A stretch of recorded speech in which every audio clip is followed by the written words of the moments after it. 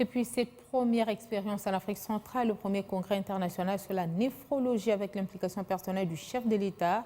Dans un contexte de la précarité du pays, les experts ont planché sur la prévention de ces pathologies, source d'invalidité et de décès prématurés.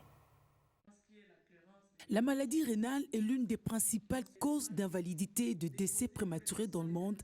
Organisée sur le thème principal, la maladie rénale, du diagnostic à la prise en charge thérapeutique, le premier congrès de la Société congolaise de néphrologie a connu la participation de plusieurs intervenants en provenance de plusieurs pays d'Afrique et d'ailleurs.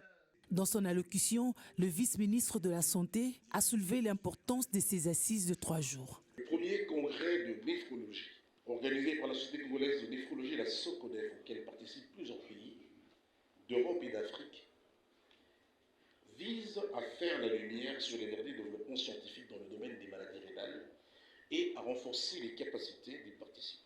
Il est à signaler aussi que les néphrologues dans notre pays sont nombreux.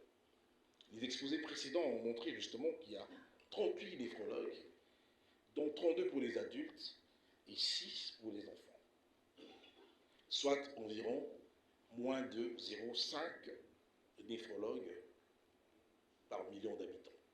La prévalence des maladies non transmissibles, dont le diabète, l'hypertension et l'obésité, ne cesse d'accroître. Elles ont pour conséquence les maladies rénales chroniques.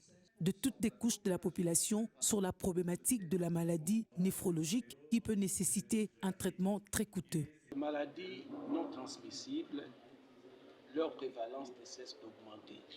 Le diabète, l'hypertension, l'obésité. Il en est de même de maladies infectieuses.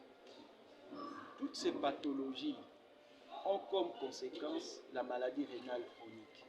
Ce sont des maladies qui peuvent évoluer à bas bruit, mais au stade que nous appelons stade 5, la maladie requiert la prise en charge en dialyse ou la greffe rénale, qui sont des traitements très coûteux. La Société congolaise de néphrologie fait face à plusieurs défis, dont le déficit en ressources humaines, personnel médical, paramédical, diététicien, etc.